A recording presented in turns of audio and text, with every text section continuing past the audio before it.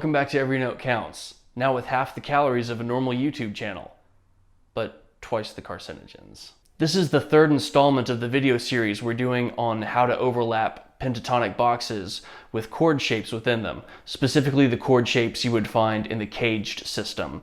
The C, A, G, E, and D shapes, how they would look down at the nut, and showing how to use those in a movable form, overlaying them with the pentatonic boxes. This is the third installment, so we're going to look at box 3. Box 3 of the pentatonic scale has a D major shaped chord in it, as well as a C minor shaped chord.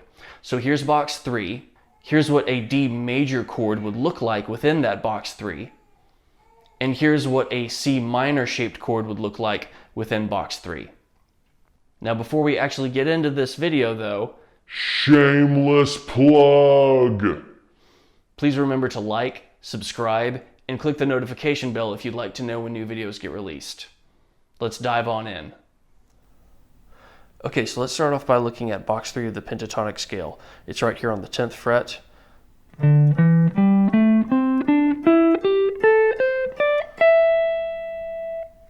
what we're going to find is that within that we have the D major shape from down at the nut, though because its root is going to be here on the 10th fret of the D string, that's actually a C, so this is a C major. So C major starting here on the 10th fret of the D string.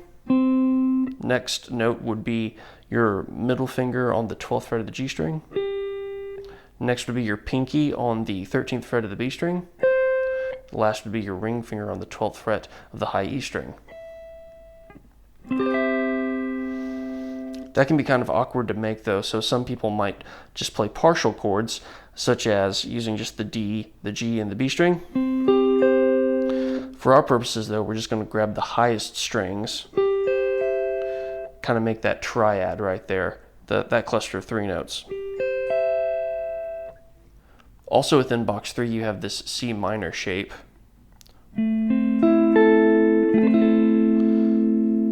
That would be your pinky on the 12th fret of the A string, middle finger on the 10th fret of the D string, pointer finger on the 9th fret of the G string, and ring finger on the 10th fret of the B string. But instead of playing a partial chord like this, we're just going to play this little upside down triangle shape on the D string, the G string, and the B string. So to start off, we'll come up to this triangle shape starting at the 12th fret. It'll sound something like this.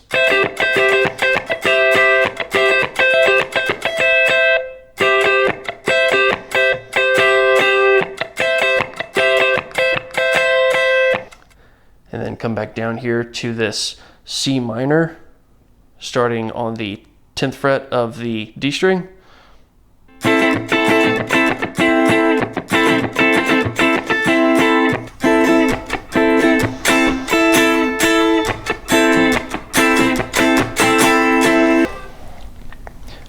And then for the lead part, it goes like this. 12, 12, pull off to 10.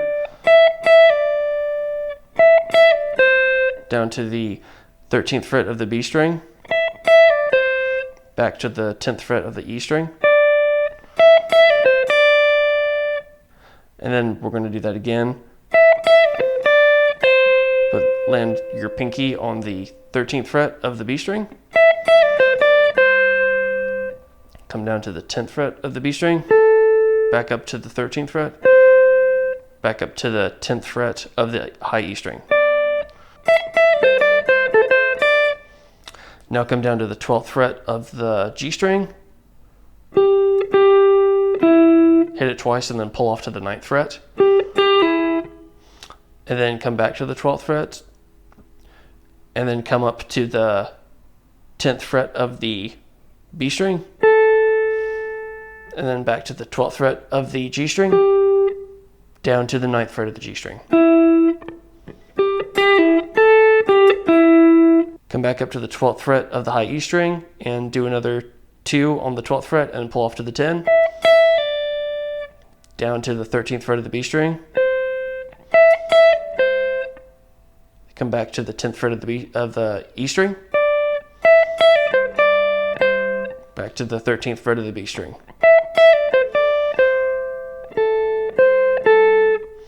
And then that time go down to the 10th fret of the B string and then up to the 13th fret and back down.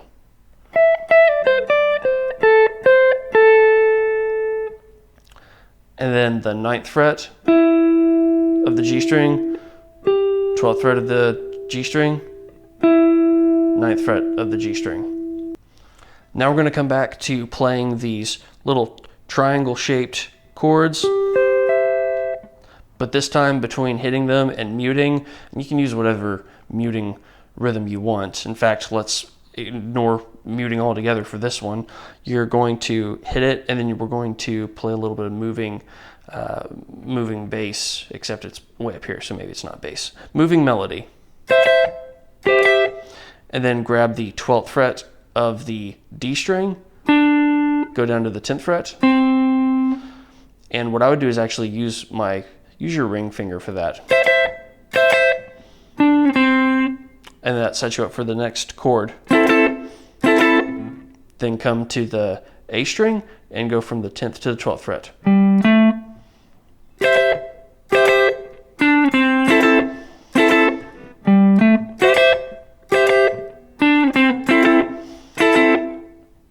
And that's it. Thanks again for watching. I'm still working on how to overlay these boxes together, making progress slowly but surely, so I hope you found this material helpful as well. I'm going to keep practicing. I hope you find a way to incorporate this into your own playing, and until next time, make every note count.